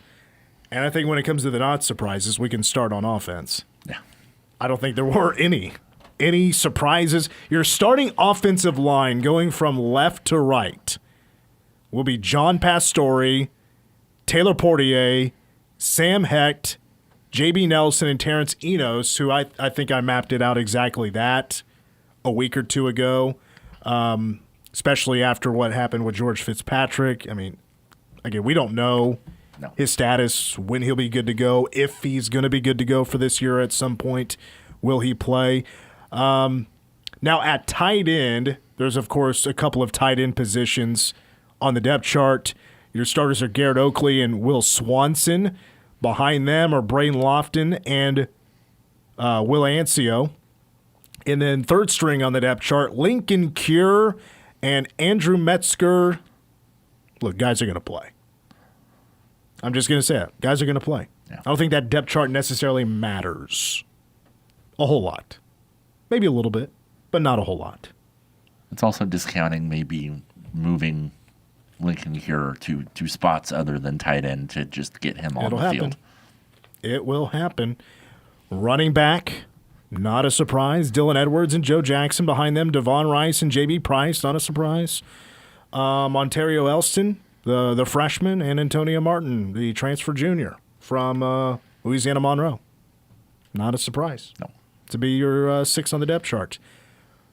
I'm not going to go over all the wide receivers. Again, Adonis Moise over Caleb Medford as an or, I should say, is a little bit interesting. Sterling Lockett right behind Jace Brown. Again, not a whole lot of surprises. And then quarterback, bunch of ors. Yeah. After Avery Johnson, Jacob Knuth, Dylan Duff, Blake Barnett, a whole bunch of ors. And Matt Wells kind of gave us some indication that was coming. He was not super forthcoming with how that quarterback battle was going. So we don't have a second string quarterback announced yet. No. Anything on the defense you want to talk about first? Actually, before we get into the defense, let's go ahead and touch on some guys that are questionable for the 23rd on Saturday against Iowa State, and that starts with safety Gunnar Maldonado. He and Asa Newsom and Colby McAllister are all in question. I would say Colby would be the one that would be least likely to play. Asa and Gunnar, we're still hopeful, but they haven't taken probably as many practice reps. They've taken some, don't get me wrong. They've taken some reps, but not as many as some of the guys that have taken the lion's share of the game prep reps. Okay, so you got two players in the secondary, and then the one that's not in the secondary is Asa Newsom, who's a linebacker. You know, Asa's story, unfortunately, 2 straight years. He has a season-ending knee injury, and that is terrible. He's now had 3 knee injuries in his career, and that is horrible. I hope he can get on the field pretty early and start to finally get going, because I think he could be a very special player. Who wouldn't worry about his health at this time, and probably for the rest of his career. But really where I lean is the biggest impact is, of course, Gunnar Maldonado, who, because of his absence, or potentially his absence, if he's not going to play, and then that's going to slide, potentially Logan Bartley as a true freshman to start against Iowa State. But I'm very confident in saying if Gunnar is healthy and he's able to go and he's able to start and play close to 100%, even though he's missed a pretty decent amount of fall ball, of course, this, I think, should be K-State's potentially best secondary player, with maybe the exception of VJ Payne. Yeah, I mean, I think VJ it's a tough bar to reach just because I think VJ is going to be so good. But Gunnar brings in so much experience, and he was so good for Arizona before he got hurt. You hope that you get him back full speed, because he's going to be a lot. The thing that I heard the most just talking to people, that both he and VJ, just the amount of experience and knowledge that they have, kind of works as like a calming effect for the rest of the secondary, which is a little younger, a little more inexperienced, but a lot of talent, a lot to be excited about. And also in the secondary, Quay Moss, of what Chris Klieman called field safety, is going to get the nod, which will also translate into a nickelback situation. Depends on K-State's defense, and again, I think we're going to see I think at the very least, a solid mix of 3-3 or 4-2-5, which the difference is one less linebacker on the field, and that would affect the will position, which Rex Van Wy is getting the nod there over Gabe Powers. That's where I would start as maybe a little bit of a surprise. We had heard some great things about Gabe. Don't necessarily know the situation, but maybe Rex just had a great fall camp and earned those honors. He is a returner there, with, of course, Oscar Romaine and Des Purnell as starters. And on the defensive line, I mean, I could go over that list, but I think you can all pretty much guess who's on that list, and they're going to rotate pretty helpful. If they're healthy, they're going to rotate in. You're going to see the DNs go 6 deep, at least, I'm sure.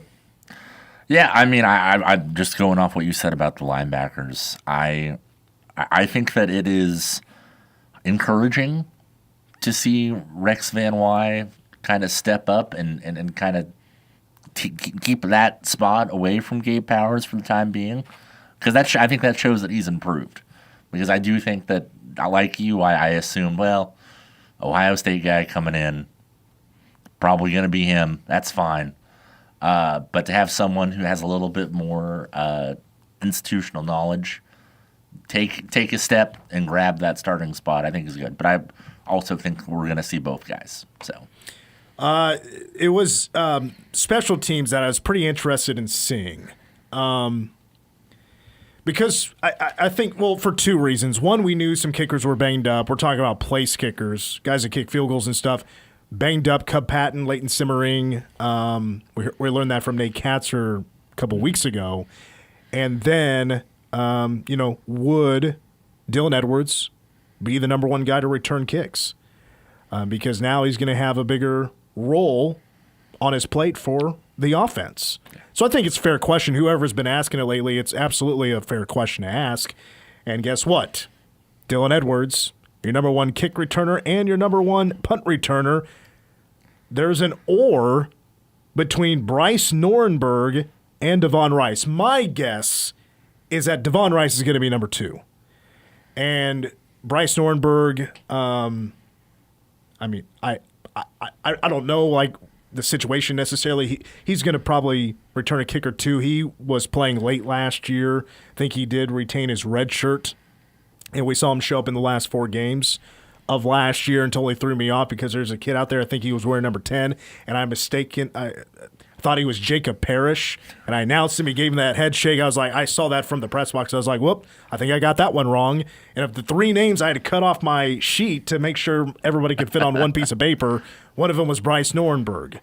But we've been learning that Devon Rice is quite the talented kid, and that is also translating into the return game. And I mentioned that because of what I saw last year, he did a great job against Colorado, and if he's that quick and he can do some Dylan Edwards type of stuff, let's get him returning kicks. Absolutely. So I got to say, I hope this is a major spark to the kick return game, because you're going to have 2 guys back there that are pretty electric. Home run hitters. Absolutely. The Dylan Edwards thing is interesting because I feel like it was Nate Katzer that kind of pumped the brakes a little bit on how much Dylan would be used in the return game. He was the one that kind of brought up, it's like, well, his role's going to get a little bigger, and so maybe. But then when we asked Dylan the next week, he was fairly emphatic about how he is a playmaker, and he is going to be put in the position to make plays no matter where that is. And there he is. I don't remember who asked the question, but it was a question, it may have been DY, asked the question like, look, you're going to have more on your plate offensively. Does that mean your role as a kick returner is going to regress a little bit? And he gave an answer like, excuse me? I'm Dylan Edwards. I'm going to return kicks, sir. Right. This is what I do. Right. It would be silly, and I said it last week on the show, it'd be crazy not to put Dylan Edwards back there. He's no doubt your biggest threat to be, like you said, be the home run guy. Yeah. Hit a home run. Yeah. Go take one to the house. He's one of the fastest kids on the team, if not the fastest kid on the team. And then we have the kicker position, like I mentioned earlier, to be kicking field goals. Luis Rodriguez, who is a JUCO All-American. He was a number 3 transfer when it comes to the JUCO ranks at his position. Late ad. Yeah, and a very late ad, but K-State has some guys banged up, so there was a job up for grabs, and it really seemed like it was down to just a couple of guys. Bring up Tegan Cobb, who is he's a Kansas kid. Mm-hmm. I'm sure was trying to fight for that job as well. But it's going to be Luis Rodriguez, who, like Wyatt said earlier, the kid has a leg. He does have a history of knocking through, I should say, some big kicks in big moments from distance. So with Wyatt coming in and saying, I'm very confident about how talented this kid is with kicking field goals, maybe slightly worried. Yeah. But just get the first one to go through, and I think we're all going to be fine. I need to see it, for sure. I need to see it, but everyone has had a lot of nice things to say about him, including Coach Klieman today. So I am hopeful that he's going to be the answer. And if not, there's a couple other guys that may get healthy that may be the answer instead. Simon McClanahan, a.k.a. Simon McClanahan, is still going to be doing kickoff and punt. How about Mason Olguin? I just noticed that. I didn't even look at that. Mason Olguin will be your long snapper after, correct me if I'm wrong, it was the Houston game, right? There was maybe a little bit of the yips in that whole exchange from long snapper to holder. That was crazy. That was a crazy week. We had to ask. We had so many questions were asked about long snapper that week. Never has there been a game lead up to a game where that many questions have been asked about long snapper. Well, if I didn't bring up his name, the average fan, I'm sure, could not tell you a single long snapper on the team. Who's the backup, Could ask that question as well, and I don't even know until I look. Andrew Johnson, shout out to him. All right, let's take a break. Anything else you want to address? I think we covered the whole thing. All right, when we come back, a few thoughts on Iowa State. We'll put a bow on this show in just a moment. You're listening. I'll let the bumper just say it. You're listening to Wildcat Insider. That's the sound of flimsy vinyl or polymer siding giving way under pressure. Would you trust something like that on your home's exterior? You invest time and effort into making your home beautiful inside and out. You choose quality pieces that last. So why settle for siding that's essentially plastic? Vinyl or polymer siding can crack in extreme weather, fade like a forgotten photograph, and even warp, leaving your home looking less than its best. Now imagine the satisfying strength and lasting beauty of steel. Midland Exterior steel siding is the equivalent of choosing a timeless, well-crafted piece for your home's exterior. It resists cracking, warping, and fading, maintaining an elegant look and protecting your investment for up to 50 years. Don't let flimsy siding detract from the beauty and value of your home. Upgrade to the enduring strength and sophisticated style of steel siding from Midland Exteriors. Call us today for a free consultation at 855-735-8255 or see the beautiful difference at midlandexteriors.com. That's 855-735-8255 and midlandexteriors.com. I'm a retired school psychologist, and helping people was my thing. After my stroke, When Meals on Wheels started, I was on the other end of the stick, so to speak. My name is Julius Gaines, creative writer, poet, photographer. 1 in 6 seniors faces the threat of hunger, and millions more live in isolation. Drop off a hot meal and say a quick hello. Volunteer for Meals on Wheels by donating your lunch break at americaletsdolunch.org. This message brought to you by Meals on Wheels America and the Ad Council. After a run to the 6A state championship last season, Manhattan High takes to the field September 5th on News Radio KMAN. Touchdown!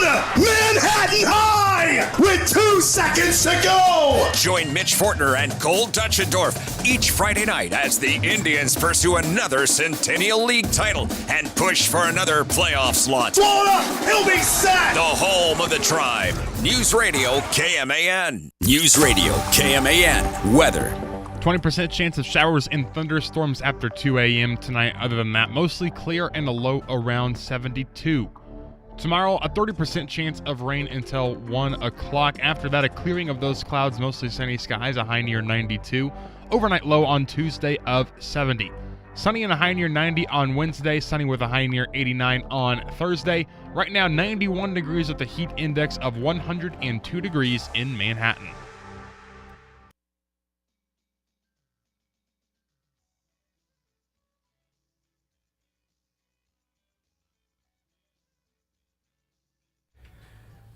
Alrighty, got a couple more moments on Wildcat Insider. Mitch, Tim, Cole. Royals baseball coming up at the top of the hour. Take a quick look at Iowa State. We had a whole week of looking at Iowa State, so a couple of quick notes. Let Tim lead off about Iowa State 2025. Matt Campbell is in year 10 now, but he's won 4 of the last 5 against the Wildcats. K-State trying to look to turn that around in Dublin on Saturday, rather. Give me a couple of notes. What you think about what stands out about Iowa State? Yeah, I mean, the biggest thing, obviously offensively, they lost a lot of firepower last year, losing Nolan Higgins, who are now with the Texans. They both got drafted to the same team, which I think would be cool. I would like for a team to do that with some K-State players. But they Rockebeck's very good. But I really wanted to look at the defense just because they were the best pass defense in the country. In the Big 12. Big 12, yes. Last year. One of the best in the country. They returned 2 of their best in the backfield, defensive backfield, one of which, Jeremiah Cooper, all Big 12 first-team guy, 7 career interceptions, 8th most nationally among active players right now. And then also Jontez Williams, who was an all Big 12 second-team guy and had a pick in 4 consecutive games last season, which tied Iowa State's record for the second longest streak in school history. I think that it's just going to be tough. It's going to be.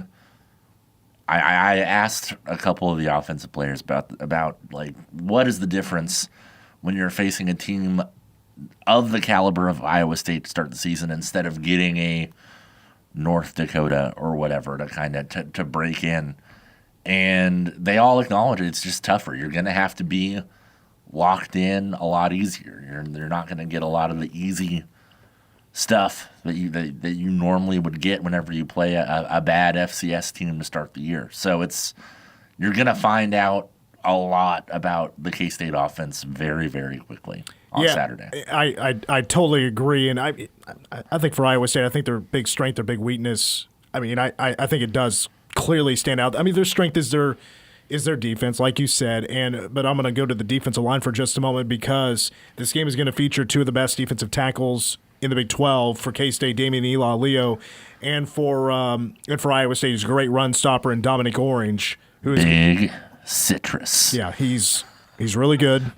That is going to be a battle. Such a tough nickname, man. So good. Big Citrus. Come on, man. Offensively, I mean, I put more pressure on Rocco Becht because I think there's more question marks about their offense. I think there's more shouldering the load when it comes to the offense. That's more on Rocco Becht than it is at least for us. I mean, I don't know everything about Iowa State. I think if I covered them, maybe I'd have a little bit more of a clear take on especially the skill positions. I think at running back, they're all right. But wide receiver is obviously a major question mark. And I think K-State upgraded. And I think it's fair to say right now on paper, Iowa State downgraded for who they picked up in the portal. I think just kind of went in two different directions, both making some big changes. But honestly, I think these two teams are more similar than they are different. Yeah. And to me, the number one key, turnovers. Turnovers. K-State killed themselves last year on turnovers. Iowa State was a good team last year, forcing turnovers. The issue is I didn't think really they forced them last year. That led to 2 touchdowns. K-State kind of just gave them the ball. There was technically a fumble recovery, but that was a ball that never should have been knocked out of Keegan Johnson's hands. No. Should never have happened. No. All right.